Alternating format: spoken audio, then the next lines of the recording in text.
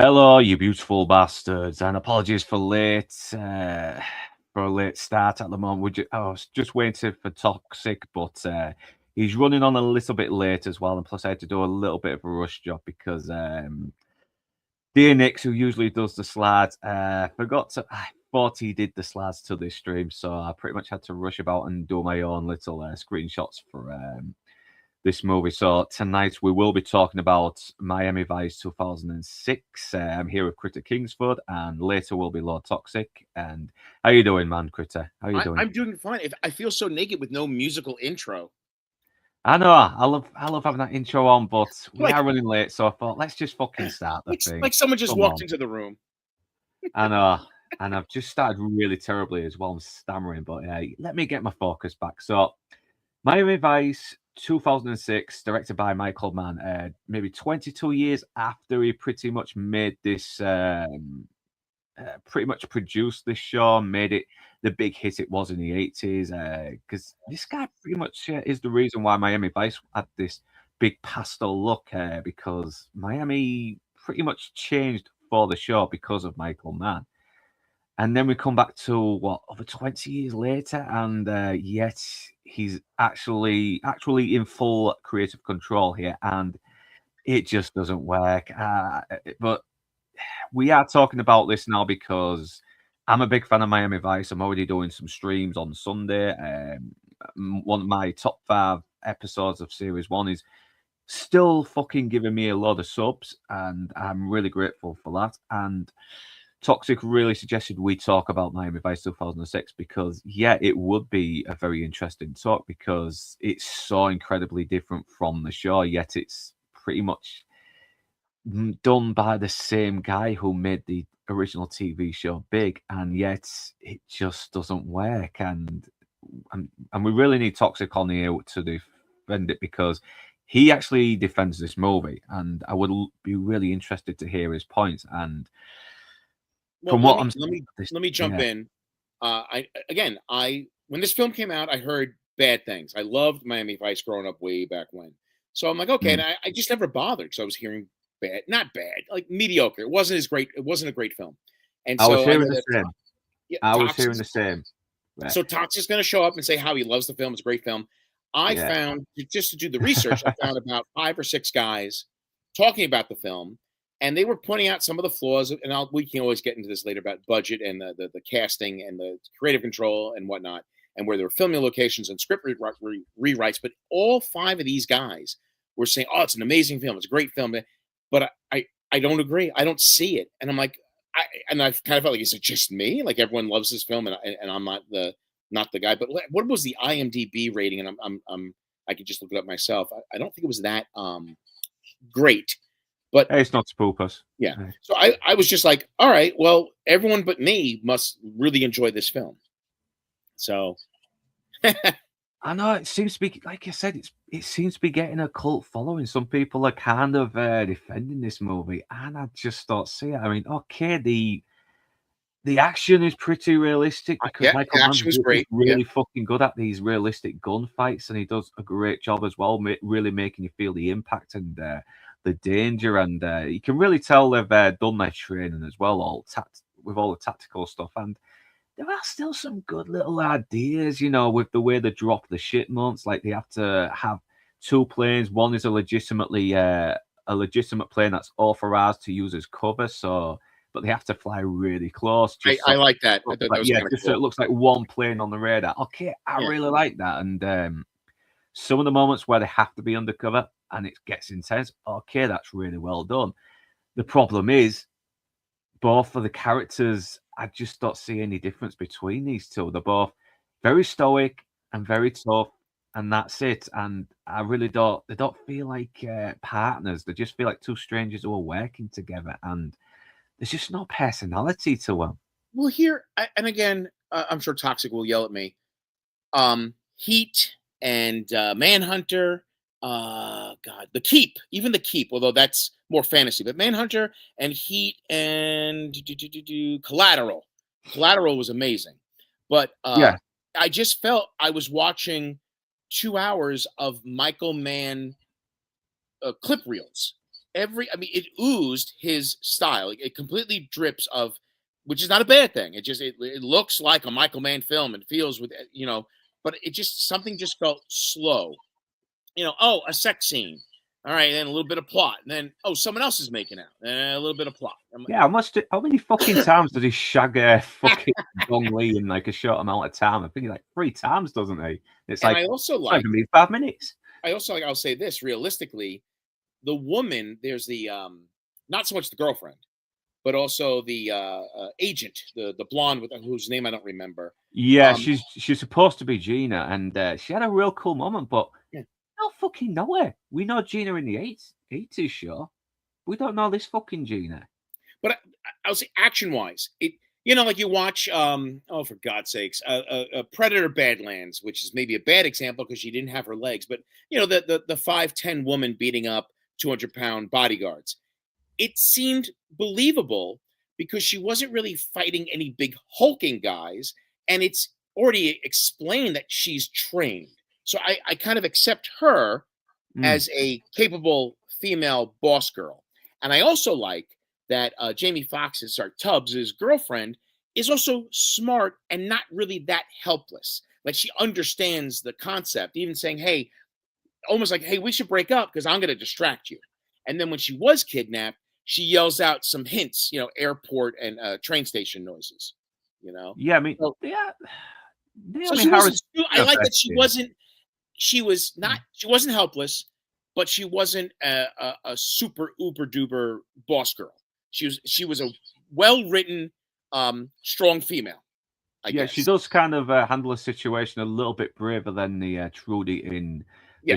because she has a very similar situation happen like twice, doesn't she? In Smuggler's Blues. I mean, yeah, she's very, very vulnerable in that one, but she's sort of trying to. She's very vulnerable in the movie, but she's still handing out advice as well, little hints to where they can locate him, and Gina had that real cool moment. It's just a shame we didn't really get to know her much as a character. She's just kind of there, but that is still a very cool fucking moment, though, and it does kind of play on the cliche of where, oh, we can't show that person because he's got his finger on the fucking detonator, and if we shoot, he might let go and he'll die. But okay, that was kind of cool, though, and So, all right. So from the videos I've watched, they talk about the script changes and how things changed as Jamie Foxx was putting demands. So they were switching locations.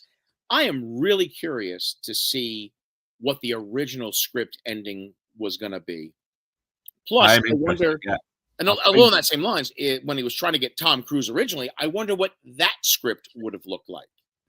yeah, because he was in his 40s at the time, and maybe he might have been a bit older to play Sonny Crockett, but I don't know. Then again, I think um, I think it would have been a real cool little change as well, having a much older Sonny Crockett with a little bit of a young Jamie Foxx as Tubbs, because in the original show he is kind of a little bit more experienced than Tubbs, but he's still kind of round about the similar ages, something round about along those lines. Anyway, Yeah, I guess you could. Yeah, I think also casting.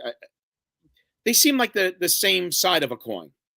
yeah, too much, too similar, and rewatching the show as well for the retrospectives, we do start to see a little bit of a we do notice the difference between Tubbs and Crockett a bit more. Crockett is a little bit, he's kind of unhinged as well, but he still cares, and he's got that kind of laid back cowboy beach bum charm to him. While Tubbs, he is a little bit more. He's kind of got that street. He's very street like, but also very business like, and he's a bit more knowledgeable. He can speak foreign acts. He can seem to speak foreign languages. He seems to know a bit about Cuban artists when he's trying to get into the pants of Calderon's daughter Angelina, and he's a bit more formal as well. Like he will still wear a suit and tie, while Sonny Crockett is just wearing heavier, much more what was it, more flowing layers and less socks, and because Yeah. it's really hot, it's I would say from it's been sorry, it's been a while since I've watched Miami Vice, but I used to watch it probably every week. He Tubbs seemed to be the classy, sharp dressed one, and Crockett was like I would say the I don't know, the bright light loafer. I don't want to try to describe here. Just the he's more of the flair, the pastels. But Yeah, because somehow he's like, oh god, it's really too hot. I'm going to take off these cowboy boots and these socks and just slip onto something with no socks. Get rid of the belt. Maybe wear a jacket that's a little bit more breathable than this fucking cowboy leather jacket I probably have somewhere. Right up until Series 5 when he starts dressing a bit more John Bon Jovi like. And hello, Anna. I also just remembered he had the pet alligator, right? That ate donuts? Yeah. I totally forgot about him. Anyway, sorry, back to this movie. I just felt that they were creating two of the same. And for a while, and just getting back to the Michael Mann vibe, they all just seem to do a lot of staring.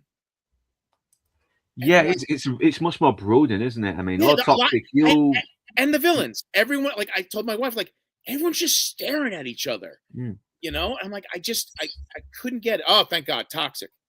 Yeah, I did like you guys with the it just don't work. It just don't work. How does it just don't work? It's not. If this was called by another name and not Miami Vice, it'd be a great crime thriller. I think. Okay, I'll give you that. I absolutely will give you that.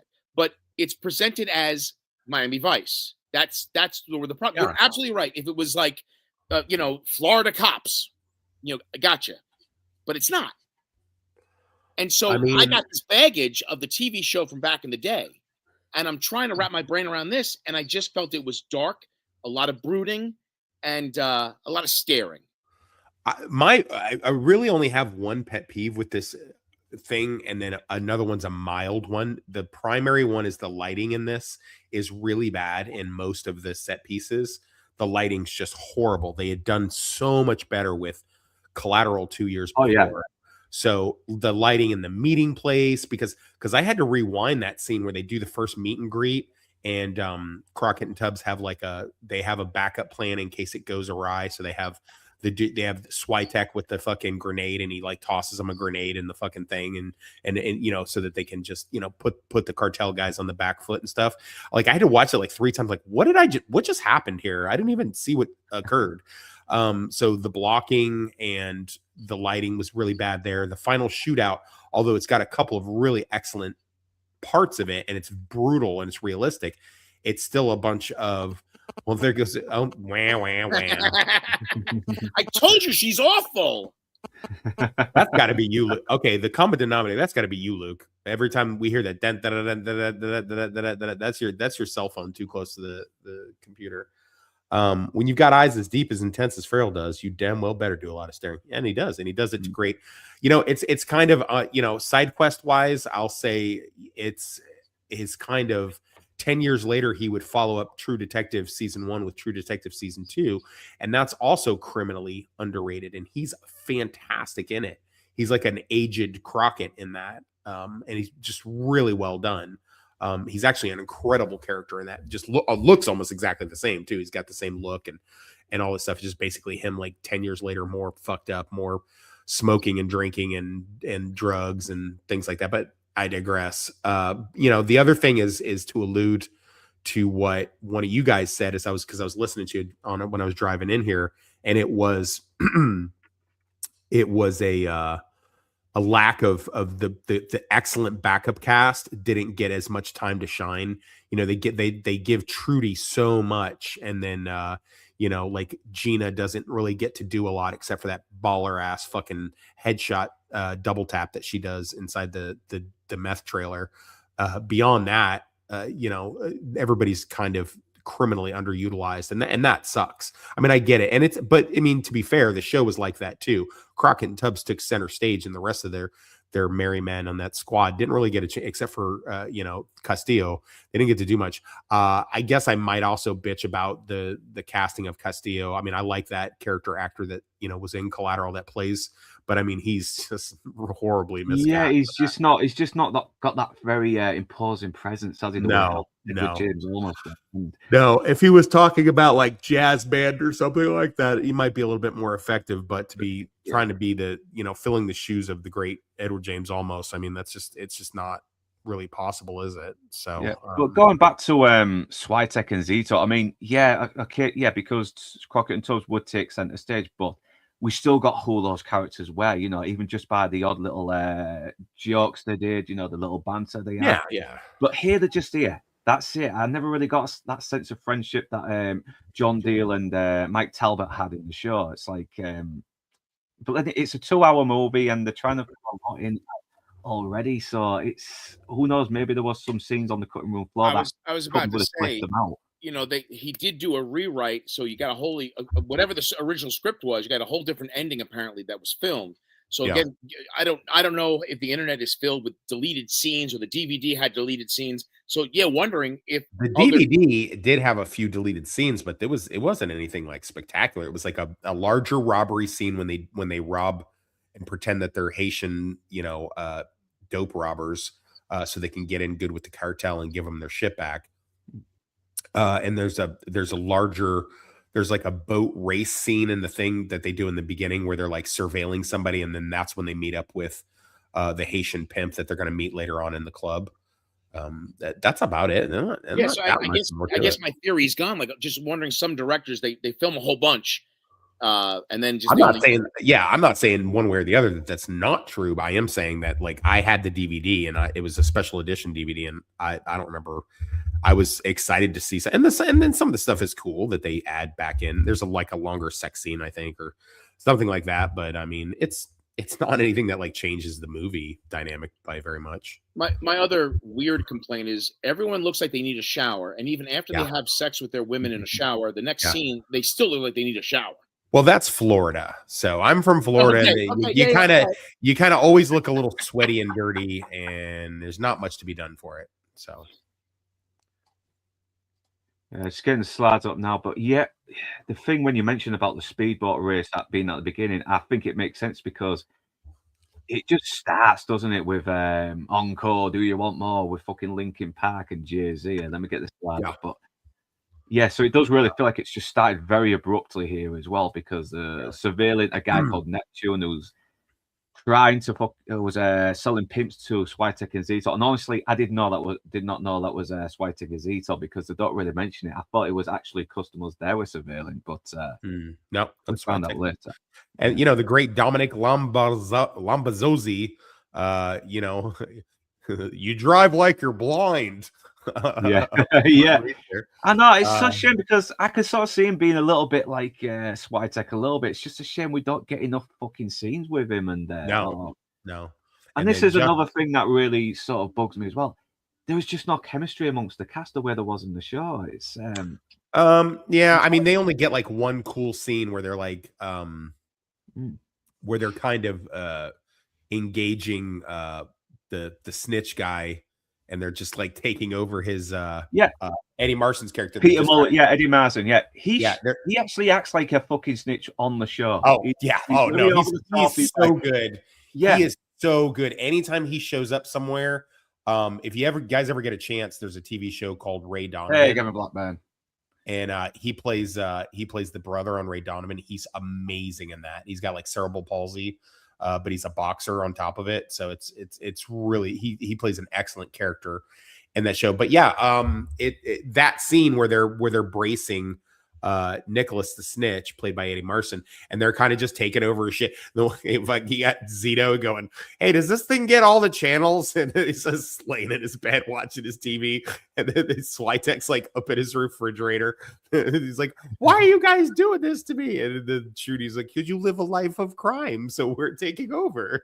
Yeah, I'll give credit to Naomi Harris as well. She's actually given Trudy some kind of personality here, and it is a very good change from the original Trudy. She's a bit more experienced. Agreed, but she's almost like their technical handler, isn't she? She's always even though she's not like their gun person, but she's like their technical person that like coordinates and gets all their IDs and their back. But I mean, I think they give her too much. I would have loved to have seen more Gina.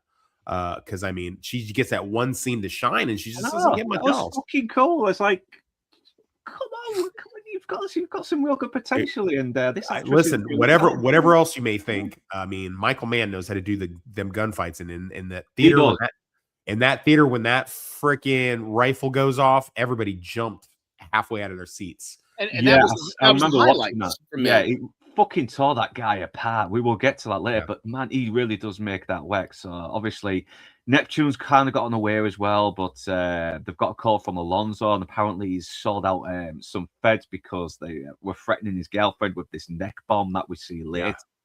And he's trying to get in touch with the feds as well. So he was like this snitch who they cut loose 6 months ago, but he's been working with the feds with this other case with these white supremacists, the Aryan brother type guys as well. But there's been a leak, and we're still in the dark about this as well, aren't we? I mean, there he is. There he is.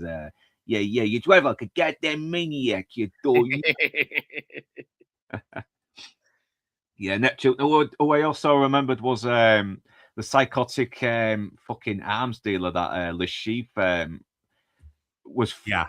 Le Chiffre was trying to buy from as well, but was fucking around with money. Yeah, I will take a hand for this. So yeah, so they're calling the place as well, and it's looking like, yeah, this is where the deal goes wrong as well, where they pretty much blow these people apart, and it is brutal, man. It is, once again, it's my least favorite Michael Mann film, but when he does the action, he excels. He really does. Yeah. He really does. Very visceral. I'm sure you guys might know, because I don't. I'm sure Toxic would know. Their arms getting blown off and half the head and the car seat getting shot reminds me of what was it, Day of the Jackal? Bruce Willis, where he shoots the arm off of what's Jack Black. What caliber weapon was that? So that's a 50 cal, and they've got it set in such a manner and distance that it literally will do that. It would just blow. That's why I hate seeing movies when there's just like a little bit of "it is but a flesh wound." Ow, my shoulder. Trust me, you get hit with a 50 cal, they're going to be putting you in a fucking Ziploc bag when they're done with you. Yeah. So. I don't like this actor plays Alonso. So I forgot his name though, but he's always Jonathan Hawks. Yeah, Jonathan you really feel sorry for this guy as well. He is acting his ass off. He really does sell the desperation of this guy who got nowhere to hide, and he's hoping he saved his last, but it turns out they get the call, and then he says this weird line like, "You don't need to go home." And it's like, it's a weird way of saying, yeah, your girlfriend's pretty much fucking dead. I thought it was I thought it was a great line. What are you talking about? That was like, you don't need to go home. Maybe not say that. The guy's on his edge, on the edge. You know, it's kind of like you should have just pushed him in front of the truck yourself. Well, I mean, listen, that's a felony. If he does it himself, then that's fine. I mean, he just outlived his usefulness. He's proved he can't be a fucking reliable snitch. I mean, it's better he just offs himself. Yeah, so he throws himself in front of the truck, and it goes very quick as well. It's like bang, you see a little bit of the line of blood on the road, and then they're coming back to the place, and this is where we meet Fujima, the Fed guy, apparently played by Kieran Hans, very good actor as well. Is you want a guy to play absolute scumbag. The king, the north of the war. Yeah. Day of the Jackal, this is not so. It's great. This is not so great. I disagree. This is way better than Day of the Jackal. That's crazy. And the one you're talking about with Bruce Willis is just the Jackal. The Jackal only has like 3 good parts in the whole movie. And it's just like basically Bruce Willis just, manhandling everybody until the script is like, okay, it's time for the good guy to win. Yeah, and blowing off Jack Black's arm as well, which is always a win for me. Win-win. Win-win.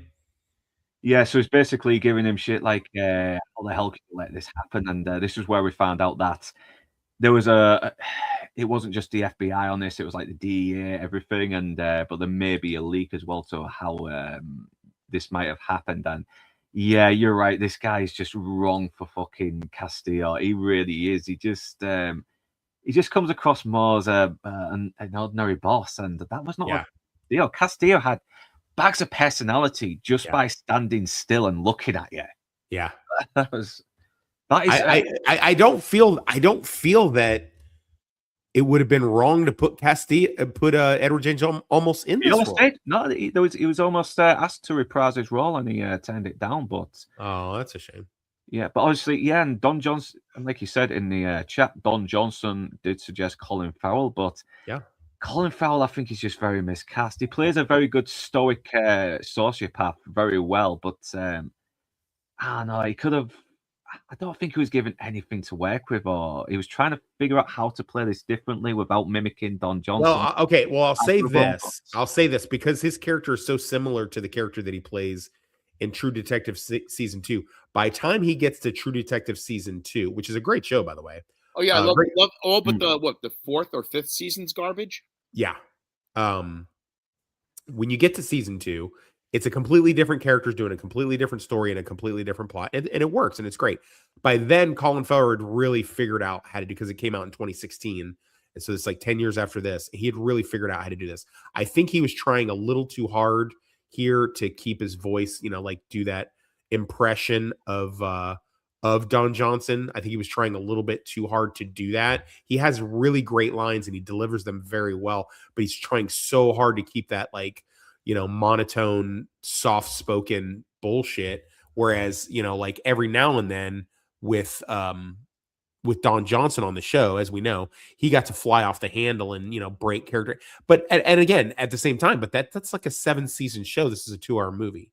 So, he does this would have worked better as a miniseries. Really, it just didn't have enough. Yeah, maybe give him a chance to try and grow in the role a bit, because yeah, it's a movie. Okay, you can't do the same thing, otherwise it looks like he trying to do an impression. But he is too stoic as well, and okay, he is a little less unhinged than the TV show, where he does kind of get a bit too emotionally involved in things. On top of he does that here too, though. On top of that, one thing that Critter said that I listened to before I jumped on is that, Jamie Foxx got overly involved with a lot of stuff, and he was changing things. He was taking lines away from Farrell and he was giving them to them himself. He was making Tubbs the main character, as opposed to, Crockett and Tubbs. He was making it Tubbs and Crockett. Well, also there was a money demand, so Colin Farrell took a cut as well to add insult to injury. He's getting paid less and losing lines in the script. Yeah. I think Colin Farrell has actually admitted that he wasn't proud of his performance either, and I don't really blame him. If you're having that shit happen to you, it's going to put you in a bad mood, isn't it? Even Plus, he sustained a pretty heavy injury in this film as well. Yeah, I mean, I'll give him credit. Apparently, he did do pretty well convincing as an undercover cop, and I think they put him on like some case, but it turned out to be staged, and he wasn't in any danger whatsoever. But he didn't know that, and I think he got some praise for actually doing a good job in maintaining his cover. But but the thing is, though, it does look like they get a lot of procedures right. We were mentioning about the hiring 2 planes, having one plane that's authorized to cover the plane where you're doing the drops, to make it look like you got one plane on the radar. I kind of like these bits. I really liked. I mean, when they're doing the procedural thing, I kind of like that. They do come across a bit more competent than Sonny does in the actual show, because he picks up a lot, doesn't he? He does. Well, so you've got this situation where, you can have the DEA, the feds, DHS, things like that, all the alphabet organizations. But at the end of the day, guys that are in Miami, just like LA detectives or even New York detectives would be, these detectives that are in the shit that are doing this daily, like these guys are like your special forces operators. These guys are the guys that have the trade craft and they have the skill sets and all this kind of stuff to pull this stuff off. The other guys are just kind of cosplaying and wearing suits. Like they might do like one undercover operation a month or even every 3 months. Whereas these Miami Vice cops that as we watch in this, they've got like multifaceted operations happening all at the same time. Like one bleeds into another, because Miami's a fucking cesspool. And that's just the way it is. That's where all the drugs are coming in, so they're like, they're jumping from, running prostitutes, human trafficking to drugs to this. And, so they have this. And as you find out later, and I don't want to spoil it too far, there is a leak in one of the agencies, and they play the old tactic that, Tyrion Lannister did in Game of Thrones, of sending out a different information thing to each one and then seeing which one gets flushed out and, which one that was cool. pops up. Getting the notes. Did that get fucking resolved? I mean, I was looking for it. Yeah, it gets resolved. I might have missed it then. Jesus Did you not rewatch it? I watched it, and I was like, I might have overlooked it, but okay. But yeah, this is where they've got to be deputized as well, so they can actually get some authorization into it, but they actually have to still keep some kind of cover. So one of the things they have to do as well is steal the shipment off these drug dealers as well. So Yep. they have something to trade with. And yeah, they do sell the action here. They really do. I mean, it's just these two guys, but I can totally believe they could go in and fucking take all these bastards out the way they're doing Yeah. it. Because that's Michael Mann for you. He knows how to do action. He really knows how to make actors look like these trained killers. But this is where we get to Nicholas the Snitch, and he's the only person that can get them into this guy called Jose, who is pretty much running the all operations at the moment. And yeah, he would be perfect in the show as well because he is playing this role up really well. Yeah, He is. Marston, he's always value added in anything he's in. Yeah, I like to a bright spot. His behavior in that whole sequence was amusing. Yeah, he's funny as well. He does bring a lot of personality into this, and Trudy really does hand his ass to him, and it is one of the few moments that actually made me laugh a little bit in this movie. But yeah, so this is another change. Trudy is with Tubbs here, and okay, it's kind of makes sense because it gives they're both black to emotionally invest in later on when it gets to the climax because they're both from Niger. Oh my yeah, God. they're both from Niger. Yes. The hell's going on?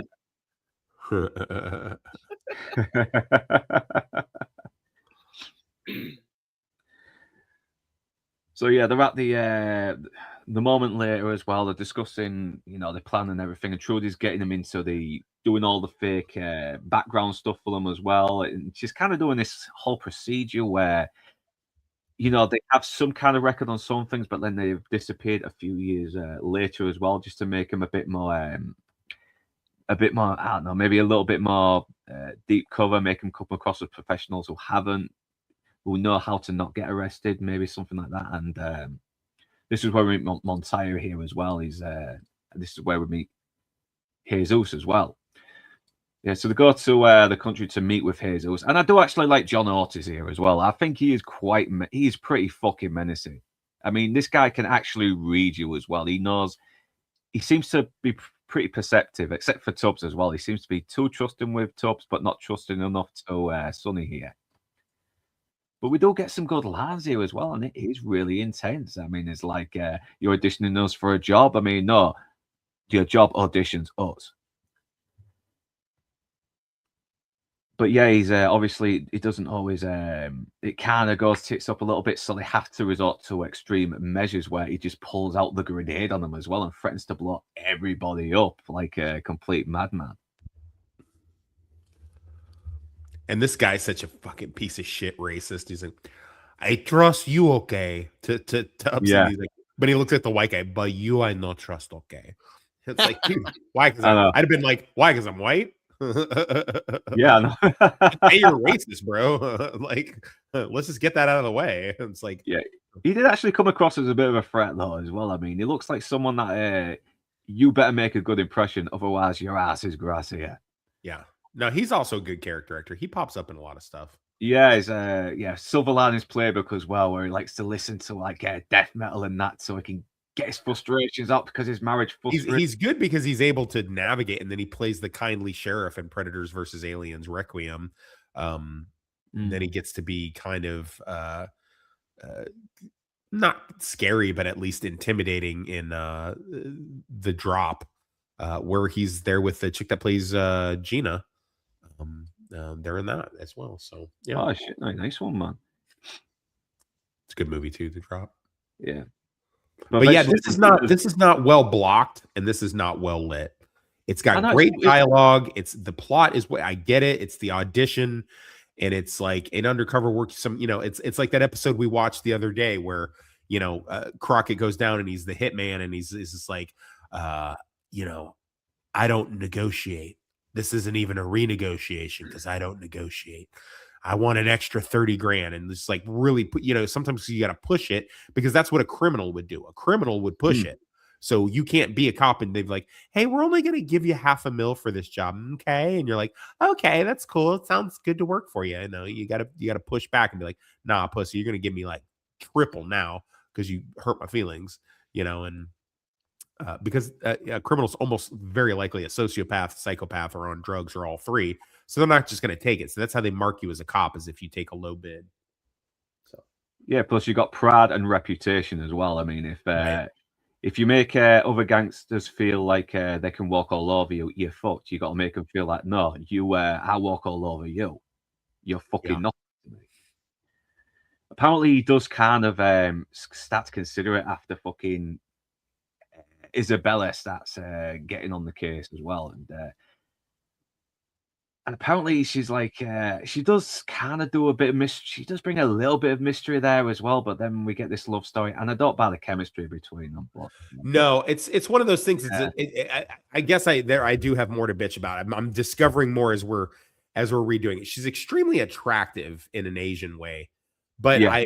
like most Asians, she can't emote. Like she has so much dialogue, and like, but as soon as she talks, all I hear is me sucky me fucky no tiki no laundry. Like that's all I'm hearing when she talks, and they give her so much dialogue.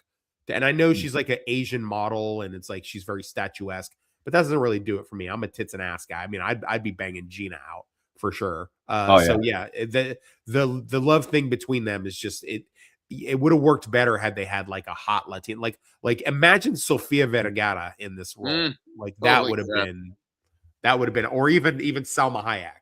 In this I role. mean, she's called Isabella, isn't she? That sounds like a very Latin name or Italian they just name. randomly pick some fucking Asian supermodel who I can. know we got a white guy playing a Fed called Fujima or something. Yeah, I was like, and Castillo is a black guy. That sounds like a very Latin X name. Yeah, I don't know what the casting director was just like. I know. Spin the tail on the donkey or some shit. It was just like, okay. Yeah, it's very bizarre. Yeah, it's very bizarre casting. I was half waiting for Gilbert Gottfried to be the fucking head of the fucking Aryan Brotherhood hit squad. I think the only thing we're gonna kill crocodiles. Oh, great. The guns are late. I could just drop dead right now without my guns. I'm molting. I do like the fact that when they go into their apartment, they're fucking checking to see if no one's there because, yeah, the guy's considering it, but he's still skeptical, isn't he? He could have anyone in there. He could have fucking trapped whatever. And I like that they're still keeping covered. Okay, they found out it's safe. Let's get set up. Let's go for the meets that he organised. And he hasn't waiting around. Okay, it's a bit of a power play, isn't it? But while also, she's also trying to check these guys out, see if they might be legit. And then they go back to the apartment, and she's fucking there as well. She's, well, if we wanted to kill you, you'd be dead right now. Which is always the case. So did he actually fall in love with her, or just felt this would be a good move to get close to everybody? No, she was his first Asian, and that's always something significant when you bang your first Asian. Yeah. Luckily, you wind up getting attached, and then you have a thing for Asians. Luckily for me, my first Asian was a hooker in Dubai that was, bought and sold. So I had no attachment to her at all. But I kind of feel like if he's done undercover stuff before and he's a detective, I mean, look, I get it. It's a movie, and it's all about sexy and smoldering and whatnot. But it seems like a really stupid idea when you're undercover to mess around with the quasi girlfriend or female associate of the guy you're trying to bust. Yeah, I will take back really what dumb. I will take back what I said about him being competent, because he gets way too fucking horny with her in front of fucking Jesus. I'm like, man, you realize this? No, not Jesus, Jose. You do realize he can tell Jesus that you've been getting a bit horny with her and can have you killed. This. It just seemed like a dumb move, and I would say not that it did, but it could almost affect the final drop, the final confrontation where they were going to drugs for money, where he kind of puts her in jeopardy to try to save her. It just seems like a really bad idea. Like after the fact, when it's all over and said with like, do you think you'd get in trouble? Like, dude, what the hell are you fraternizing? You almost got everyone killed, whatever. It just seemed like a dumb move for a cop. Yeah, so obviously they're going to the meet as well to meet up with Jesus, and I actually don't find him quite chilling. I mean, he's just this very stoic guy as well. He should have been playing Castillo, to be honest. He's pretty much acting like an evil version of him. He's just got this. Yeah, this guy's more Castillo than the guy they got playing Castillo. Yeah. This guy's great. He's very intimidating and is quiet. Like he just looks like a fucking psychopath. Yep. And the fact that he's okay with somebody banging his wife out, and then the whole I really like his dialogue here. It's one of my favorite scenes in it because he's got these fucking Blackwater type, like these kind of guys they're all like trained mercenaries that are doing the security because he knows what the sultans and guys in Dubai and fucking Iraq and Kuwait that we used to protect when we were in Blackwater and Aegis and stuff, which was, I don't need fucking cartel goons who fucking grew up in Las Palosas right near me. Let me call fucking, Strategic Services Incorporated or whatever fucking Merc group, because I've got enough money, and just have them fucking circle my plush SUV so I know if shit goes down, they're going to take care of it, because it's just like, I don't need that extra, worry of bullshit. I'm completely insulated by everything. If law enforcement pulls up, these guys can handle it. It's not that serious. And if it's bad guys, they can more handle it. And he just seems very like calm and his telling them the great dialogue where he's like, I don't hire for a service. I hire for a result. Meaning I don't pay you to try to get something done. I pay you to get the thing done that I need done. And the implied threat, much good fortune to you and your families. Is this like, so just so you know, if you lose my job, your family's fucked. That's it, isn't it? It's a warning. Yeah. It's like, I know, it's reading between the lines, isn't it? He's threatening but not directly, and I love that. This is one of the few months where I really liked it, and yet this fucking dude is just so psychotic, and and apparently they mentioned that some of these tactics here was like something the CIA did in Baghdad, and Sonny's asking, okay, what they're doing with dope dealers though. But yeah, also you got within the universe, clearly most good villains have a reputation, so he's kind of stating the obvious in terms of don't fuck this up. I mean, that's just your standard drug villain bad guy stuff. Yeah, I love his fucking house as well. It's kind of around that Niagara Falls thing as well, where the water's just coming down this big plot. Whoops, sorry, knocked my light down. Do apologize. Oh, that was the TV show as well. All those random houses that the drug dealers owned, all those houses that were in that TV show were amazing. But the one thing is, there's one thing as well that Michael Mann doesn't do here, which is usually very good, is that he's really good at having these very complex characters, and I never really see that with Tubbs and Sonny here. Because look at Collateral, they're complete opposites, but they're very fascinating to have them interact with each other. Same thing for I would say that unfortunately you've just discovered you're almost pulling, you know what you're doing? You're pulling a reverse Uno on me, because remember when everybody was all great with the nice guys and it was just me, the voice of dissent, and I'm just like, nah, it sucks actually. Look at all the flaws. So now you're kind of no, I'm being very honest. I never really got anything from Crockett and Tubbs here. That's well, that's what I'm saying. You're like, now everybody's against this movie, but I was supposed to be the one saying positive stuff, but you're kind of turning my mind around, because I would say the reason why the TV show worked, beyond the fact that they had plenty of time to flesh them out, is the fact that there was such a contrast between Crockett and Tubbs. Here, they're both just these experienced, smooth operators that can be easily, they could completely switch roles and it wouldn't change anything. You know what I mean? Whereas the backup cast is actually fleshed out. At least they have more. Gina is their fucking sniper, and Trudy is their tech person, and Baba Ganoush is their he's their big burly fucking undercover guy, and then the other one's the backup guy that's playing Zito. So it's one of those things where it doesn't work so good because they're so similar, and I almost wonder if that was some of that rewriting shit going on too, where it's like, Jamie Foxx was like, I don't like how smooth Crockett comes off, so let me smooth my shit up. So you just got these two smooth dudes. It just doesn't work as well as where on the TV show you have Crockett was kind of the burnt out, rough and tumble, kind of headstrong cop, and then you had Tubbs is more the like laid back. Let's I'll wear a suit. Let's fix it. I'll smooth things out. That kind of thing. And that juxtaposition between the two characters worked very well. It doesn't get done as well here. They just got Sorry. No, go ahead. I was gonna say I almost want to say like with the TV show, besides being successful, it was self-contained. Each episode was filmed here, here, and here, and that was it. Now they're all over the globe in like 4 or 5 locations.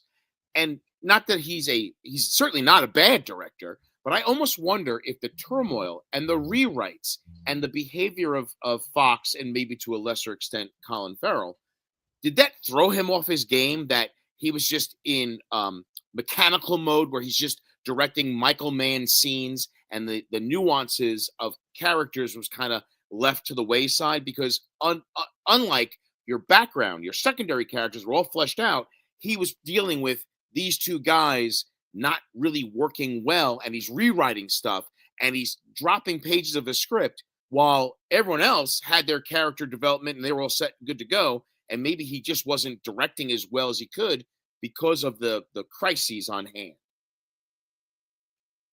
No, I think it might have been, maybe that's it, because Michael Mann's very good at doing these very good fleshed out dark brooding thrillers as well. We've seen that with Heat, we've seen that with Thief, we've seen that with Collateral as well. And I think there's another reason this kind of, he's using the same kind of camera he used for Collateral, and it was really good at utilizing how it suddenly made LA feel very euphoric, despite the fact it was a crime-ridden mess. And he still managed to do it without it with Heat as well, but you never really get the sense of that with Miami, though. I don't know. Maybe it's just me that thinks that, but I never really got that kind of that epic kind of feel with Miami that I did with LA in the other movies. But yeah, so with the plot, he's obviously they're talking about a product that can help them move as well, and they're going to go with Yayo about it. And yeah, he does the whole well wishes for his family as well. Make sure you do his job, or I'll fucking kill your family. And he, without saying it, which is so brilliant. And yes, he goes off. Crockett is falling in love with her, but then they get they start doing the drop. And yeah, it seems like every single one of the Miami cops can fly a plane. It's like, I don't know if that was something that was updated in the 2000s, because, hey, we had enough of you driving Ferraris. Learn to fly a plane now. I don't know, but this is still very fucking clever, though. I really do like this idea as well. They've got to try and, I don't know if this is something that was realistic at the time. I don't know if they've updated the system now, but having a cover plane so you can go invisible on the radar, that is so brilliant. I really like that. And the fact they are still flying this for real. They are flying these planes for real, and there's no green screen. It's amazing. These days it would be all CGI, won't it? Hello? I'm there. Just thought the stream might have booked up. No, I mean, I guess I would want to say, like, without doing a deep dive, when you see this situation, like technically, is this something that can be done and has been done? And I wouldn't even know where to begin to look. Like airplanes on radar underneath each other, circa 2004, 2005. Like, what was the technology like? So I just bought it, And yeah, again, no, I mean, you make a good point. Like you got these characters in random other TVs and movies. They can drive a truck or maybe a helicopter. Now that they're driving a plane and a Ferrari and a speedboat. So I mean, people are out there that can drive motorcycles and cars and whatnot. Beyond a car and maybe a boat, I'd be screwed if someone put me on the back of a motorcycle or told me to go undercover and fly a plane. I mean, it makes sense as well. I mean, if you're going to be undercover and as a drug dealer, I think it does make sense. I don't know if it's something to do in real life, but who knows? Who knows? I don't really know this. I don't really know what Miami cops do these days. I mean, so yeah, he gets the drop as well, but then he notifies them about the shipment that they stole from Asians earlier, and they're making it out like, oh yeah, we just randomly found it. We're just bringing it back to you. All in good faith.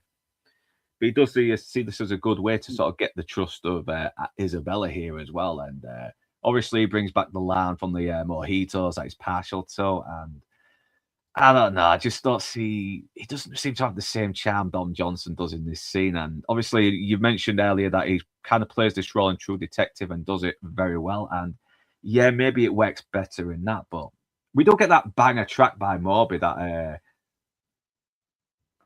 One of These Mornings. I mean, that is an awesome track. I really liked it. It's probably one of the best songs in the. I was listening to this soundtrack before you guys went live, and in my car, I was driving one of my people home, and I'm just like, dude, this is such a good fucking soundtrack, man. This soundtrack's amazing. It's not the 80s. It's not the 80s soundtrack for Miami Vice, but I still like it. I still like the Chris Cornell songs. I liked the Linkin Park and Jay-Z collaboration. It's this is going to be a hot take, but I think the updated non-point version of In the Air Tonight, I think it's superior to Phil Collins. That is a hot take. The cover was awful. It kept, every time I would hear it between the dialogue and the audio of the movie, it was jarring because it wasn't Phil Collins. It just I'm sorry, no. That's all I have to say about yes. That. Yes. No one tells me no. I like the thought. I like that he takes her because he knows Cuba so well because they have to do that shit all the time. Go back. Yeah, apparently he had trouble with Cuba, doesn't he? It's like they won't accept my passport. Yeah, Cuba doesn't like me, but obviously she likes to go there as well. It's like it seems to be like the only place she can go where she can be alone. So yeah, that's where she takes all her little fuck boys. But I love I love this little cantina bar down there and shit. Like this is what being down south is about. Like you'll find these little places. You can go up and, like I said, my brother runs a bar down in the Keys.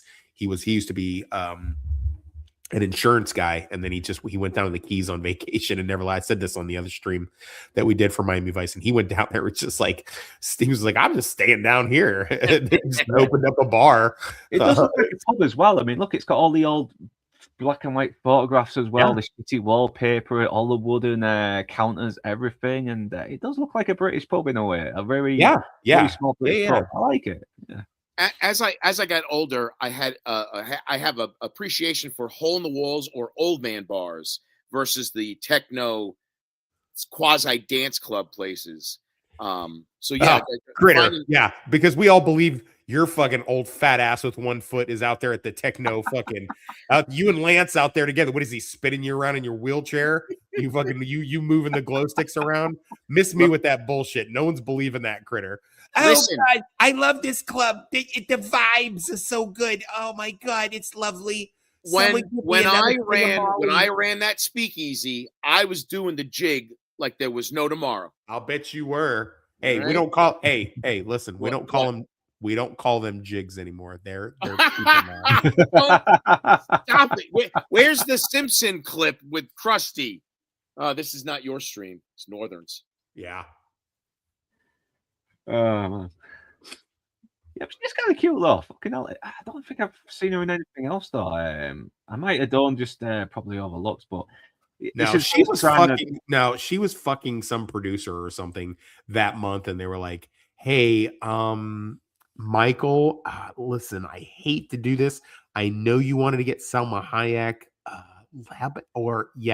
Sofia Vergara, no. So apparently, one of the guys that's bankrolling the place has got this Asian side piece. She wants to. I know it's a lot of dialogue. Well, the thing is, she's never been in a movie before, and she doesn't speak much English. But we got to kind of make this. Can we make this work? Well, if you look at her IMDb, and I'm going to try to phrase this without sounding like toxic, a lot of her films are period pieces and take place in the East. Oh, it's all samurai swords and horsebacks and well, there is Hannibal Rising, but everything else, The Golden Flower, Farewell My Concubine, Flirting Scholar. Me so sorry. The flapping Dickie, here he comes. Yeah, well, ever since Japan banned Muslims, they've kind of gone up in my book. Yeah, no, that's good. Good on them. Yeah. Good on them. Because obviously, but before they did this as well, he was. Okay, I gotta put it up. Whoops. Here we go. Like that one, huh? Well, me so sorry. Oh, so. What's he gonna do next, the flapping dicky? Uh-oh, I'm losing him. Time for the A material. Hey, hey! Also. Me a lot of the blind life. Me flapper dicky wrong time. It was a different time. Yeah. Here, It's 1997. today's time. It's still good today. I don't fucking care what anyone says. It's still funny. 1997, she appeared in a movie named, take it away, Toxic, Chinese Box. No, Chinese the box. That's funny. That was the name. That was the name of the hooker I got in Dubai. It was China. Her name was China. I was like, "What's your name, darling?" She goes, "It's a Chinese box." I was like, "What? You I'm sorry?" packed me a long time. You Let- packed me a long time, huh? What a strange Happy Meal. Yeah. Oh, Or a happy ending meal. Oh, whatever. You like fried yeah. fried lice? Oh, Fried geez. lice? But what about the movie?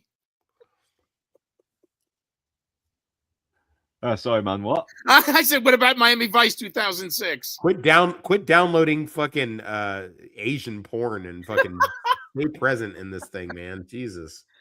Oh, yeah. So, yeah, Elliot, I forgot to mention earlier, of course, that they want to try and do another job together, don't they? Because they want to try and pretty much bust them, obviously, don't they? To try and get deeper in undercover. So they've organised something on the 17th as well. So he's getting in there with Isabella, you know.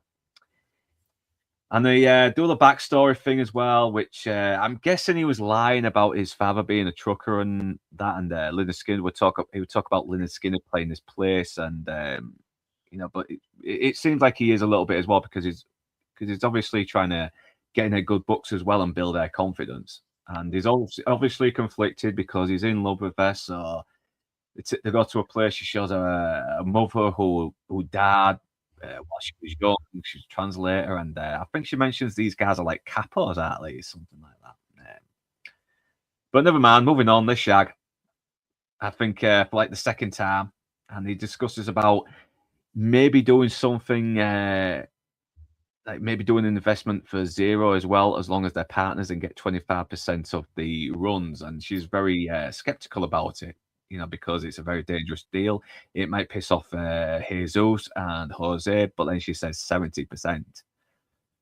So he gets back to Tubbs, and Tubbs is a bit like, you're getting way too much in this fucking woman. And she may be doing, is she doing some really good tricks that Trudy isn't doing? I wish she would show her them.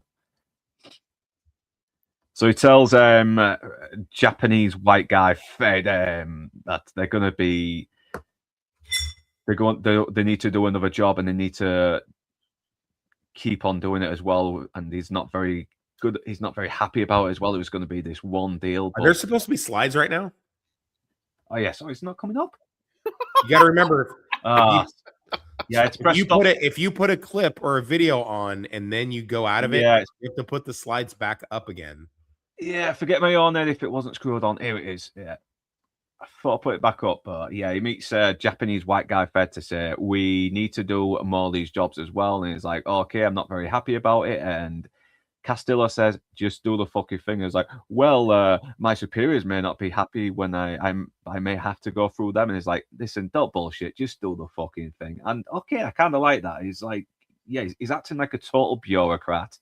And it's like, our guys are doing this job for you that you fucked up. You better do this job. You better help them out.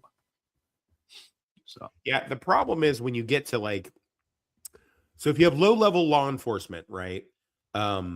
What sheriff's department, you know, the state bureau, things like that. When you have that stuff going on, these are the guys on the street that know what they're doing. But then you have the feds get involved. The feds have the money and the resources. So, you know, it basically becomes a push and pull type thing. If you need federal help because you need the funding or you need, you know, gadgets and things of that nature, then you need the feds. The problem is the feds are bureaucrats and they fucking 20 different memos just to wipe their own ass. Whereas, you know, when you're a street guy, you can kind of maneuver and do a lot of stuff, but you might be flying by the seat of your pants might be doing it slapdash, so to speak. See what I did there? Plug. Yeah. A nice little endorsement. By the way, it's on amazon.co.uk and amazon.com. So, yeah, Slapdash by Wes Kelly. Don't instigate him. I do like I'm this here to little support my friends as hidden. well. What is you guys' thoughts of this little hidden height, the little lair out in the I middle know, of I was like, Amazon fucking forest? hell, man. I love it. Listen, Money will buy you happiness. If you are this high level drug cartel guy, you don't want to be like that accessible. Like if someone's coming after you, they're gonna have to fucking swoop in with a helicopter or some shit. You know what I mean? And I like it. I think it's very, very well done. That because this, if you have enough money, you can do these. So this is something that I always like. Just as a tangent, I will get on celebrities a lot. Like, no celebrity rich person should ever have a DUI because you literally never have to drive again for your life. This guy seems to like inhibit, like you should never be getting in a fight because you can pay somebody to be your security. So this guy seems to kind of live that mantra. And I like it. He's like, oh, yeah, okay, well, the white boy's banging her on the side, but that's okay. Here, oh, good, you still smell like him. Hot. Get on top of me. Yeah, no, he's okay with his girlfriend shagging someone else, but it's like, well, it's business. We need to find out if these guys are legit, isn't it? And it's like, okay, that's a very. There probably are other ways to find out if someone is legit and not let him poke your fucking woman. But she does convince. He does. I mean, he does kind of treat her or consider her like just baggage or just an accessory. He doesn't really love that girl. I know, but it's kind of a power play as well. Like, you're still my woman, even if I don't give a shit about you.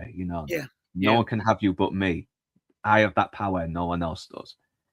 But I don't know. He doesn't seem to take it personally as well. And she does convince him, to stay with them because these guys maybe someone you want to continue working with. So yeah, he meets her at the airport, and they get all fucking horny in the limo. Like, Jesus Christ, fucking hell! You're going to a meeting smelling of fucking sex later. It's like that's the only way I go to my meetings. Actually, this might be unintentionally hilarious as well because they're shagging in the opportunities when and that's why you don't get invited to Thanksgiving anymore. Yeah, we already stuffed the turkey. You don't need to stuff it like that. Okay. Yeah, so to meet Tubbs, Trudy, and Jose talking about the £8 being transported with like 4,000 keys. But the scars are crowded, so Jose has like another plan, and he tells them to check their email.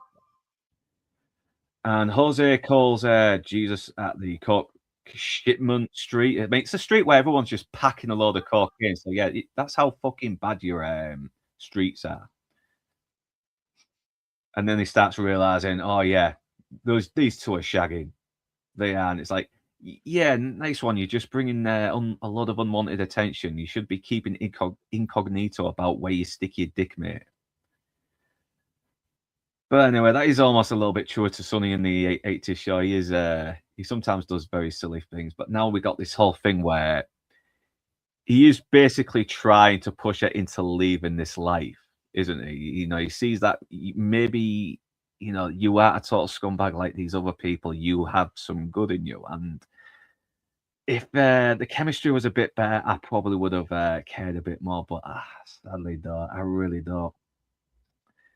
But he does mention something about, if she went far away, he would then find her, which does kind of set up the emotional tragedy of them later on. But yeah, we're moving by very quickly here as well. It does move by a bit quickly, this movie. But this is where they kind of have that conversation that was very similar to Sonny and Ricky in the Calderon Part 2 as well, where it's like, all right, she may come across like a nice person, but she could be singing another tune for another guy. Sorry, I'm misquoting you. I do apologize. Well, except the roles are reversed now. It's actually Tubbs telling that to Sonny.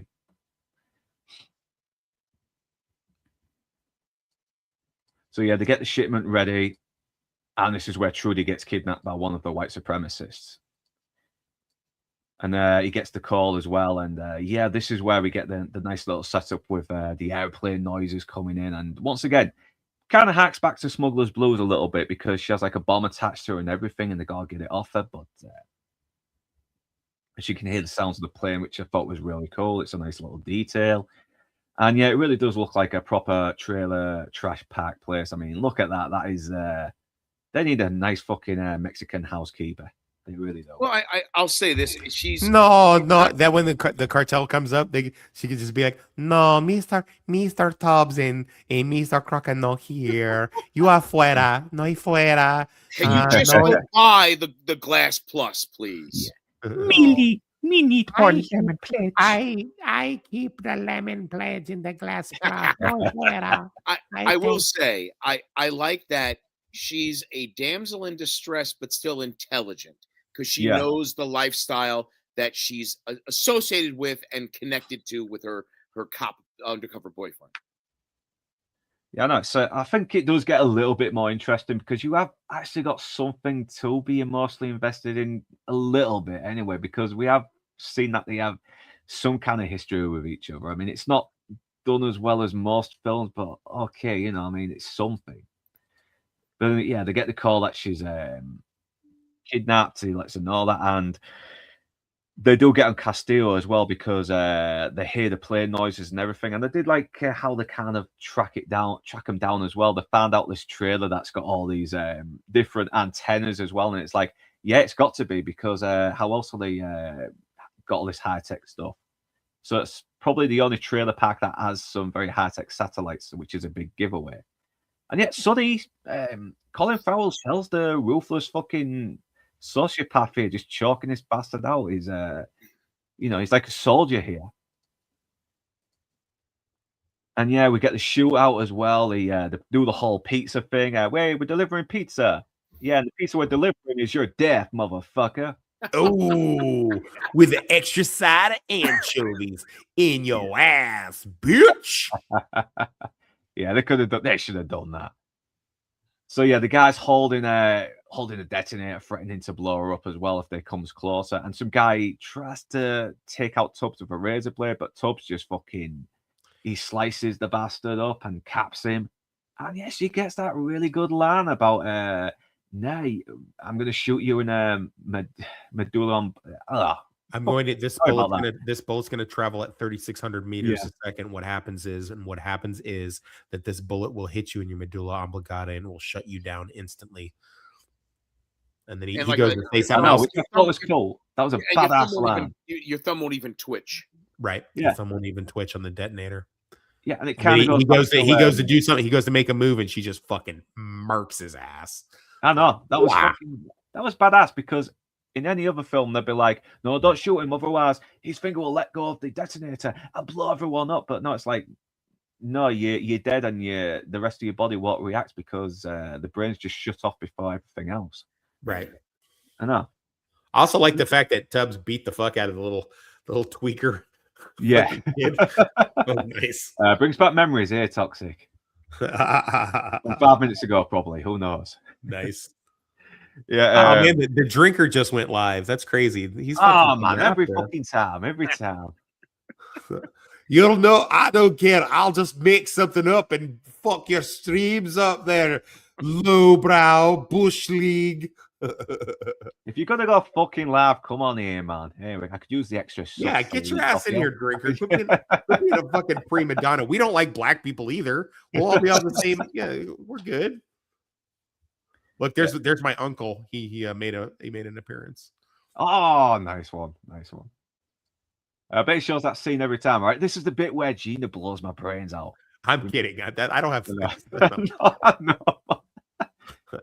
But the whole finger twitch thing is kind of feels like a callback to the other episode where one of the rednecks is holding that little girl hostage, and Sonny's like, maybe you won't twitch, then blows him to fucking Kingdom Come. Yeah, and Trudy really fucking goes ape shit on on the guy as well. It's like she really plays this well. She really plays a woman that's just gone through this trauma really well. If only she walked a little bit faster. Yeah, because Jose found out that the drop didn't happen, the fake drop that he wanted them to do, otherwise they'd kill it, and blows up. And yeah, you can tell this was kind of a green screen sort of explosive shot because it really looks a bit clumsy. But yeah, she's injured. She's got a fractured spleen. She's got a swollen brain, everything, collapsed lung, 30-degree burn. She's in a very bad way, so they're pissed off. And it's like, yeah, I'm sorry I fucked up on your deal, but I have a reason. Your woman is getting horny with this bastard. So basically, yeah, the kind of things are going really fucking bad at the moment with this deal. They've got to do another meeting now, which leads to a really fucking cool shootout. It's once again the night shots, they worked so well in Collateral, yet they don't seem to work here as much.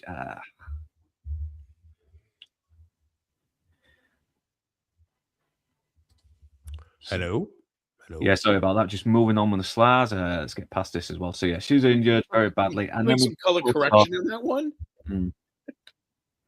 Yeah, once again we kind of get this little dialogue where it's supposed to hint about, yeah, this is the job, this is what we do, but I don't know if they were written a bit better and Jamie Foxx wasn't being such a prima donna taking everything off Colin Farrell, and Colin Farrell had a bit more to work with. I would have felt this scene a bit more with what they're going through, and maybe if the job was taking its toll on them. But no, we just get a little bit of dialogue between them, and once again, they just don't have that same chemistry as Don Johnson and Michael Phillip Thomas did. It's they don't even have the same chemistry that Jamie and Tom had. Oh yeah. I know that's the thing. So Michael Mann's very good at getting people with good chemistry together. I mean, Tom Cruise and Jamie Foxx. I mean, Robert De Niro and Al Pacino, even though they were kind of opposite. And I feel like Colin Farrell has a hard time working with any non-Irish actors. He's really good with Brendan Gleeson. Oh, he's very good. Yeah, he's brilliant. He is. I still think. Why are you so mad at me? We were friends yesterday. I don't like you anymore. I think he was thrown off his game by the drama that was going on set. Yeah, I think so. Quite possibly, yeah. I mean, in isolation though, this scene is very intense as well because they've kind of got to do this drop off. It is, but it's you have a really hard time seeing what's going on. A little bit, yeah. It's like I think the situation itself is very intense because you've got all these snipers, and Castillo's trying to get the other team to farm the snipers, but they seem to be very well in position and in cover as well. And you don't know if Sonny's going to end up getting capped because he's got to stall them as well, hasn't he? He's still got to come across like he's in control, but at the same time stall them so they can get the drop on them. But they eventually do farm the snipers, and a pretty cool fucking shootout. And yeah, despite the fact that it's not as well shot as his other movies like Heat and Collateral, you can still see these people have really put their work into to make it look realistic and to actually come across as people who know how to handle this stuff. It's another highlight that all the action sequences, I think pulled me back in. It was just getting to those action sequences that made me, it was a slog. Yeah, no, it's and Zito even gets injured as well, but he survives this. He survived it. He survives his. Zito survives. He doesn't die like he did in the Fed series of the TV show. And he does. I like how he calmly as well gets the belt on his leg as well to stop himself from bleeding, and it's looking like he'll be okay as well. He's not going to go into shock so far, but. He takes it to this place where it's like a place they use as well when they set up their operations, Damn, now Lance is going live too. What the fuck? Motherfucker. Dlinker, Lance, you traitors. How can you conflict with me? Do support their channels as well. Just not today. You got to be the bigger man. We were here first, damn it. Yeah. I got to be the bigger man, even when they pissed me off conflicting with me. But yeah, seriously, I'll check out their streams later anyway. What's Drinker talking about anyway? Has he got another interview? Harry Potter? I think it's Harry Potter. Oh, is he doing a video on the trailer? I've not seen it, but You can tell it's going to be fucking cringe, even if you're a Harry Potter fan or not. But yeah, obviously she's pissed off at him as well because she knows he's a cop, and now he's kind of giving her a chance to just go off to the Bahamas and accept he won't find her. She will never see him again. And if the chemistry was better between these two, if it was better written, I would have kind of felt sad, but I don't. But Trudy, she recovers, and yeah, the movie ends, and as a Michael Mann film, it's just okay. It's not even if it's not a Miami Vice film, it's just a very standard cop going against drug dealers drama. But that's just me. That's just me. I never really felt anything with this movie like I should, and it does kind of disappoint me because I'm a big fan of Michael Mann, and he really knows how to do these great, gritty, grounded, hard-hitting thrillers. But it is good to have It is good to have people on here who do like this movie. That's the whole thing about it as well. Some people will see something and actually see value in something that others won't. But I mean, you guys have definitely brought something to my eyes that 20 years ago I didn't really see. I found this movie to be very gritty, very atmospheric. I love the soundtrack. I like the whole. I'm from down there. You know what I mean? And it brought a lot of that stuff. And you got these two amazing operators. Doing this mission against the cartel and stuff, and I dig it. I think it's cool. It's got a lot of swag. It's really cool, but at the same time, it's not. I don't think that it's meant to be the old show. Just in the same way that the 2010 A-Team is not meant to be the campy 80s A-Team. I like both of them. They both live very well. I actually do like the 2010 movie because it's a great film. It's a great film. I think it's fun. I mean, to be honest, of course, it is a little bit more actiony, a little bit more. Oh, sure, yeah. Joe Carnahan. It did have some energy, and the cast actually did look like they were having fun. And and this is the thing: you can make this even darker, you can make this even more violent and gritty, but Croc and Tubbs still have to have some personality. You can still have them be a bit traumatized and brooding because they were like that in the show as well, but. There needs kind to of be finding that balance, isn't it, between personality and a bit of realism. And I get why he wanted to mute it a little bit as well, because hey, it's the 2000s, it's not the 80s anymore. But there was so many. I still think you need a little bit of the fan, not a lot, just some fan service. Well, yeah, it's kind of like when you get Matt Reeves, the Batman, where they try to make him ultra realistic, and it's like even Batman Begins had a bit of fantasy, despite the fact it was. Trying to be a bit grounded. That's why I prefer Begins to the Batman, because sometimes you need a bit of fantasy. And when you look back at Michael Mann, what he was doing in the 80s with Manhunter and Thief, it's very similar, but it's also very different to the style he did in Heat and Collateral. You can sort of notice that a little bit with the way he shoots. But yeah, it's kind of. It also kind of had the unfortunate timing of being released in the 2000s when X-Men wouldn't have Wolverine wear yellow spandex because, hey, what do you want? Yellow spandex? We're grown-ups. We're movies. We are kiddie comics. It's like, fuck off. Give us a bit of fantasy. I'm all for realism, but you got to sort of have fun with something as well. But that is you look at the success of the Deadpool and Wolverine. Yeah, he's in the yellow jumpsuit, and it worked. I mean, exactly. That was filled with fan service, but it certainly was a breath of fresh air after all the other dull MCU, whatever Phase 4 and 5 crap. The problem with this film is that the TV show relied very heavily on the MTV 80s influence of the time. Now you juxtapose, like 2006, MTV was barely even in a thing anymore. And so this movie also sort of tries to be a music video. Like we watched the trailer for this last week on Toxic Thursday as my closing thing. And, it's very music video-y, but the music videos at that time, they've kind of faded away from the zeitgeist. So it has all this cool atmospheric vibe going on, but at the same time, that wasn't like a thing in 2006 as much. If it's used in small doses, like the Ready Steady Go sung in Korean club scene when in Collateral where they go on the basic suicide mission to take out the last target or whatever, or second to last target, then it's okay. But if you make your whole movie like that, and again, I do agree with Critter. There's a lot of fucking scenes. If you had to drink every time someone just stares moodily off into the distance, Be dead. Well, I'd be dead. You'd probably be fine. Yeah, I'd be pretty pissed. But yeah, I mean, and again, I guess I'm very forgiving of this film. I do like it. It's definitely something. But doing this as again, 20 years later, and doing it as a reviewer with other reviewers who at least one of them I respect. It makes it easier to see some of the flaws in this. Like there's a couple cockroaches in the wedding cake. I'm not going to say that there's not. And I thought I was losing my mind because I was watching all these. I was trying to find like a production stuff and plot synopsis. So I was watching 4 or 5 other videos. Everyone loved it, and I'm like, is it just me? And then thank God Northern didn't care for it either. I thought I was like losing my mind. It has its flaws, but it also has a lot of charm. So, I mean, it's got style. It's definitely it's got oodles. It's got oodles and oodles. I just found it a bit of a slog, and I'm like, all right.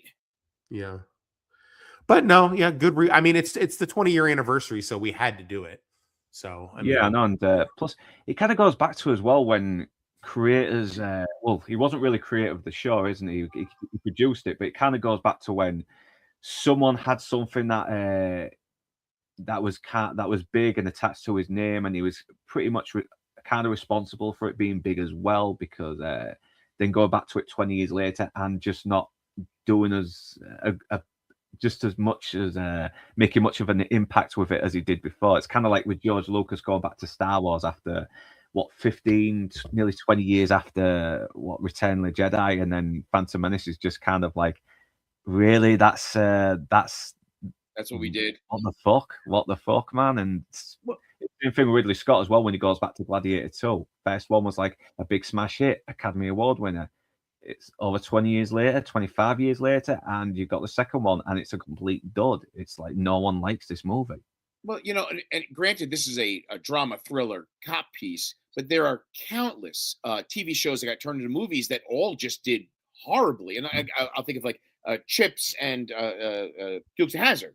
But there's more. Like every time they try to turn a TV show into a movie, it's usually kind of craptacular. I know. I mean, I'll give credit to Starsky and Hutch. At least they did it as a kind of parody of the show, didn't they? Right.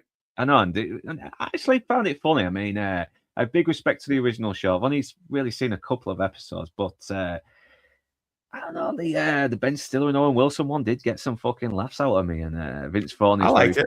Yeah. I liked it. Yeah. So, which one are you into, blondes or brunettes? I kind of always been more of a blonde man. That's good because I'll take anything.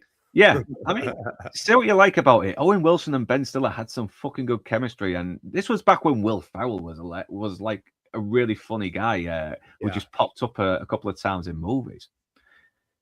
But yeah, once again, it does go back to the old guys going back to 20 years after they did something that kind of made an impact and just not falling for like the. I may do like a tier list of stuff that had TV shows that had been made into movies from the 70s, and get better than the panel though. Kiss my dick. You can kiss my rebel dick there, Limey. Well, if it was Miami Vice 1970, he would have loved it. Yeah, right. Yeah. But I mean, talking about the movies and adaptations that have come from, those old IPs, some of them work, some of them don't. Some of them that don't only just don't work by a little bit. Some of them that do only just work by a little bit more. So it just kind of depends. I know. And I am very interested in what Joseph Kosinski is going to do with his reboot, because he does seem to be very good at sort of like making you feel, doing these movies that kind of feel like to the cheesy 80s and still being actually not terrible as well, actually very feel good movies. And and he's going to be setting it in 1985 as well, the movie, from what I've heard. So yeah, he's going to go full on. He's going to do plenty of callbacks to the show, the cliches, the MTV thing. I would not be surprised if he did that, to be honest. And I think he'll do I think he'll do a pretty serviceable job. I'm anticipating that, and who knows, he might end up doing a brilliant job. I really hope he does. I trust him. I don't know if Austin Butler was Sonny Crockett, but he's a very charismatic actor, and I think he'll do well. I think Michael B. Jordan might be playing Tubbs. What's that beeping anyway? Did it? Sorry, I'm getting multiple text messages asking. All right. My hotel people like, where are you? Where are you? We need you. So that's going to be me jumping off. I appreciate you guys indulging me on this and giving it another. Give True Detective season 2 a look, man. Yeah, I need to watch the first season as well. To be honest, they're both fantastic. Do this. Let me ask you this: do True Detective season 2 first, because everybody's big complaint is because season 1 is so remarkable. Season 2 is just basically a cool procedural and people are like, wait, this isn't what because it's an analogy or not analogy. It's a what is it when a show changes each season? Anthology series. Sorry, head cold. It's an anthology, so it doesn't it doesn't follow like a linear thing or whatever. So watch season 2 first. Give it a look. It lives very well in my mind. I think you'll like it. I think you really will. And you can definitely see the footprint of his 2006 Sonny Crockett and Colin Farrell's performance. But thanks for having me on, guys. Thanks for hearing my argument. Yeah, no, and make sure those transits don't enter that fucking hotel. And I'm doing my best. Hey, it's some of the ones from the inside that are causing me the most trouble lately. If you know, you know. But all right. Later. I know, but it is good to talk about films that even you don't like as well, because then you can touch on what didn't work for you and what did work for you. And it's amazing that this is getting a cult following. I don't see it, but clearly some people do. But that's the thing about having different opinions on what works for you and what doesn't work. It's there's also, leave the director in place. There's also the conversation. You look at films that you really, really love and what could have been. You name a film. It's like, oh, so-and-so almost got that part. I almost wonder, would this have you keep bringing up the chemistry. I almost wonder if you kind of like swap out half the cast here with different actors, would you have gotten a better film or a different film? I know, because sometimes you can have a very bad script, but a really, really good actor can make it work. And oh yeah. But the thing is, Jamie Foxx is a very charismatic actor, and if he hadn't been such a prima donna and so egotistical, he probably would have made it work as well. And Colin Farrell probably would have had something to work with more, because Colin Farrell's a really good actor, and he was kind of hot shit back in the 2000s. I mean, he was everywhere. Phone Booth, he was doing The Recruit, he had done Tigerland, everything. I mean, he was already a big TV star in England with Ballykiss Angel, but the 2000s, man, he was killing it. He was. I think he kind of. I think this came around about the same time as Alexander the Great, which I think that kind of. I think it kind of ruined him for a little bit, but he came back with Bruges. Like John Wayne as Genghis Khan. Yeah, that was bad casting. Yeah, because I don't like Colin Farrell as an actor. I mean, I just watched Phone Booth a while back ago, man. He was fucking good. He was good. I mean, I know he had a bit of a reputation with not being a great boyfriend, but who gives a fuck about that, man? Really? Who gives a shit? But that's it. But yeah, we got to talk about films we don't always like sometimes. It's good to sort of do that as well, because that's the whole thing with art. It gives something to discuss. Good art, bad art, critiques and different opinions here. Why has this moved you? Why has it not moved you? See, and people, there are certain films that I enjoy, but they're awful. But I'm aware that they're awful. But I also find it funny when people defend, and the only example I can use right now, and I hate to bring it up, is Star Trek Academy, Starfleet Academy. And I watched the first episode, and I honestly I couldn't do it. And then I started watching everyone's review, but there are people in these comment sections that really defend certain product to the death. But even I can step back and go, this was a mediocre TV show. I enjoyed it, but it's really not that well written, and it contradicts other stuff. Superman 3, I enjoy it. It's terrible. But, for this, I would understand why someone would love this film because of the style or the actor. Jamie Foxx fans would probably enjoy this film because Jamie Foxx is good in it. just a little, subdued, I guess. So, when you watch a really crappy film, sometimes I get surprised that the people that would defend it to their death. But this film, I did not enjoy, but I could see why someone would have enjoyed it.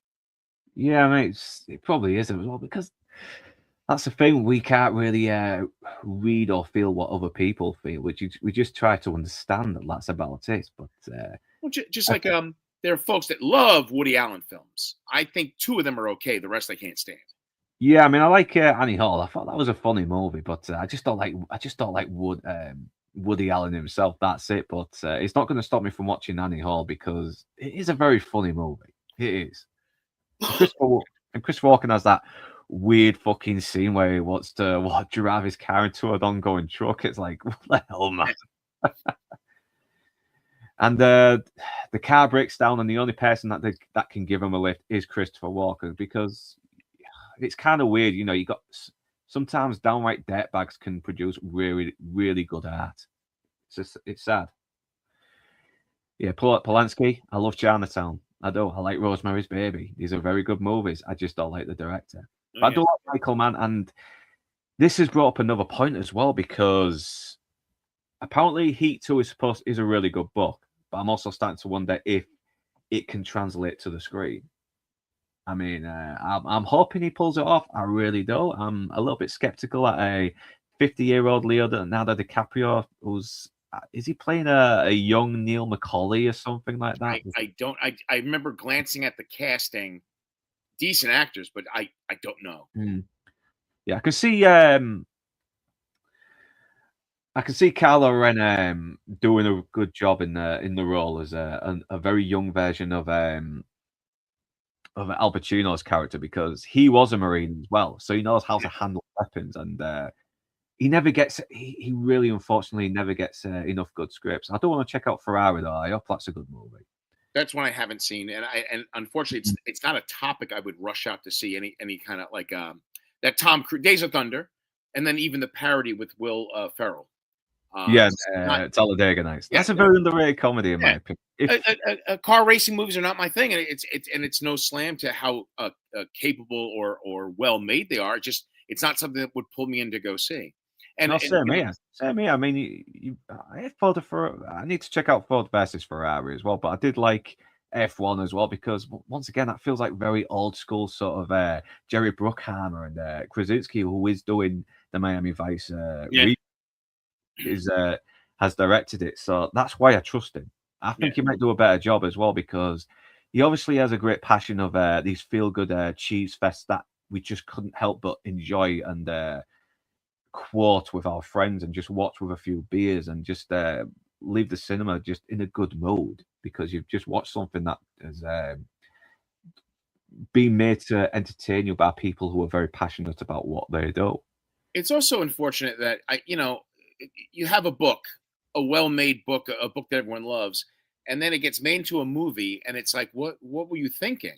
And I know that sometimes things aren't can't translate to film, too expensive, whatever. But now with CGI, I don't think that would be an excuse anymore. But there's still quite a few. I'll use World War Z and Jurassic Park. Love Jurassic Park. The book and the movie are totally different. And Jaws. Jaws, another one, has some changes that I wish were kept. And then World War Z, I like the movie. It's a great zombie film. It has nothing to do with World War Z. World War Z should have been a miniseries. So, you kind of hope that I always feel watch the movie, then read the book. Because I think if you read the book, there's a greater chance of being disappointed. I know it's kind of like with Project Hail Mary as well. I really like that movie, but there's people who have read the book saying who really aren't loving it as much. And I know sometimes changes from the book make sense on screen. I mean, right. I mean, if Stanley Kubrick did a very faithful version of The Shining, it would have been bad. Stephen King is proof of that, because he made a miniseries that was faithful, and not as I didn't think. I thought was it Steven Weber was playing the father. Yeah, it's a good actor as well. It wasn't bad, but I guess because it was on TV, and this is before cable. it was toned down. Like, you didn't have a lot of cursing and blood. I think if you did an R-rated true adaptation of The Shining, it would be pretty good. You know, I as a horror film, I just felt like I enjoyed it, but I felt like, oh, only like 2 deaths. Like, well, that doesn't sound like fun. But yeah, it was a ghost story with all the random other folks. But I was like, I kind of like a higher body count. But I don't even think that was even anything going on in the book in that respect. Oh, no, totally understandable. I do hope Heat 2 is good, though. I really do, because I want to see Ben Foster really succeed. He seems like a decent guy. He's one of the few actors out there who's not fucking right up his own ass. He doesn't come across as a libtard or anything. He seems like a very base guy. Yeah, he was in that very terrible those terrible woke Star Wars movies. But apart from that, I like him. Yeah. No, Foster? No, fucking no, it's not Ben Foster, is it? The guy who played Kylo Ren. I keep forgetting his name. Adam Driver. Adam Driver. That's him. Yeah.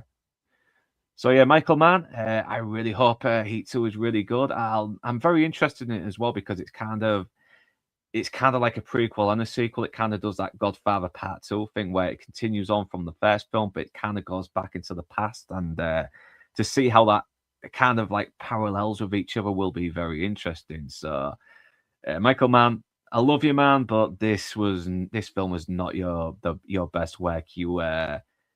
It feels very, very standard, and you were capable of so much more than that. I mean, you could have really done a lot with it. Yeah, I truly think he was just stressed out between rewrites and the bullshit that went on set. Yeah, do you think he might have had to had a schedule, so he had to rush this a little bit, Yeah. maybe? Oh yeah.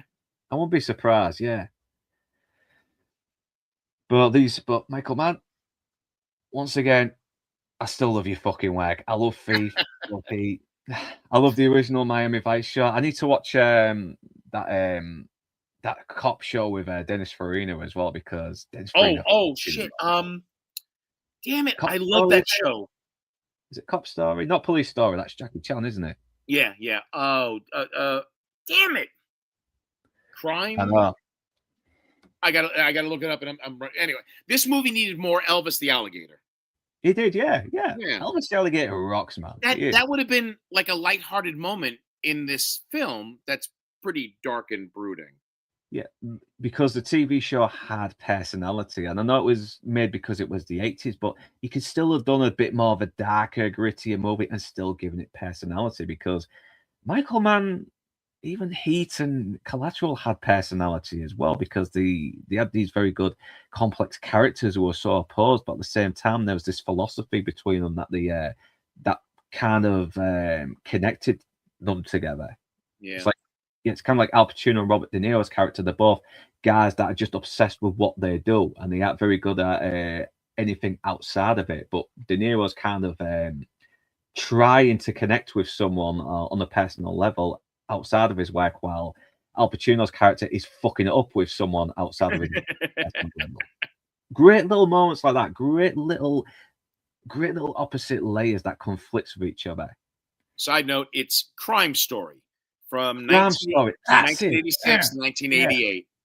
Yeah, I just got a load on my plate to watch at the moment. I'm still watching Ben Notice. I mean, because that show is just fucking amazing. And to me, this is more of a 2000s Miami Vice than this movie, because you got these very fun characters. You got really sunny Miami. It's there's a lot of great action. There's a lot of great banter, some great lines, and it's very funny.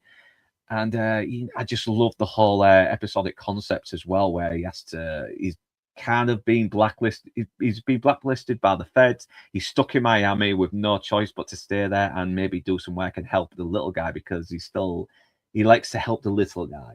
And and you've got this real good dynamic between him and Gabriel Anwar and Bruce Campbell in their different roles. And oh god, I'm going to end this stream because I want to finish watching some fucking So yeah, before we go, Critter, what do you want to promote? Is there anything you want to promote? At this point, no. I think Monday on Toxic's channel is the Buffy Angel stream, and I'm working. Yeah, and because Toxic sent me a toy Star Trek phaser, I'm trying to knock out a very quick video with, I don't know, aliens, sci-fi, something, and then eventually I'm still working on what might end up being boring, a very long miniature action figure movie based on a script that I wrote, a story that I wrote back in college. Yeah, really niche. But Yeah, that's going to be a while, isn't it? Because oh yeah, I'm gonna it's be a bit more production, isn't it? You Yep, got to yep, set things yep. up, you got to shoot it, edit it, and everything. And while with me, it just takes write something down, just download it, and maybe take a few hours. Well, and editing I'm it, trying to that's avoid. about it. I know a lot of people like AI, and a lot of people hate AI, and I'm going to try to get away from it. I use it for 4 or 5 videos here and there, sometimes in the background. But I figure let me just go back to green screen, miniature sets, and moving little figures around stop motion. See how it goes. Yeah, it'll probably be more hard work, but at least Oh shit, yeah. at least the work shows though. That's the thing, That because I agree. AI was helpful to kind of get some. I mean, I work with my kids, and it's a 5-year-old, and sometimes I need AI to make the character run off into the distance because he just doesn't do it. So he's 5. He gets paid in Oreo cookies. So yeah, anyway. that's very clever slave labor as well. Legitimate child slave labor. You get that? No, last time they each got $15 each for like 10 minutes of work. I felt ripped off. Yeah, you might have to Thank get you. more harsh with them as well to do a better job than that. Now, your Thank you videos are very so much. funny as well. I really liked your sort of like sort of fascistic soldiers where the kids are like your stormtroopers just Yeah. killing all Oh these God. indigenous Yeah. aliens. It's brilliant. I loved it. Thank you so much. And again, thank you for having me on. And I hope to join another one of these movie cast Yeah. streams as soon as I can. I know. I'm going to take maybe a week off though. Spend Good Friday with the wife, and maybe take Sunday off as well for Miami Vice, and then get back on schedule the week after as well. So yeah, Sweet. probably. Yeah, so we'll be back in maybe 2 weeks or so. I'm still doing my Miami Vice episode Sunday stream with One Eye Jack, and hopefully Kung Fu Hot Dog could jump on that. If you want to jump on, Critter, if you have the time, I'll track you down. You're on the internet. I Yeah. know where to find you. Okay, Thank man, you so yeah. much. You take it easy. Yeah, you too, man. So yeah, I'll be on there with Admiral Teague as well, and Low Toxic Awesome. if he can make it. Yeah, Awesome. yes. All right. So Later. yep, okay. Later, man. Okay, so Eraserhead, Inside Man, Rebel Rose, thanks for joining me. I'll if you're still up for being on another stream later on, let me know, all right? Because I know you kind of said you wanted to take a break from it though, but this whole YouTube thing, it does get you. You think you want to take a break, but you end up coming back. And then Nielsen, I need to try and get you on again one day. Well, I need to get you on for the first time. I've not had you on before. Eraserhead, if I may have mentioned you before, Gavin Blackburn, how you doing, man? Who else? I think Mr. E was on there earlier. And Snorter Poopus.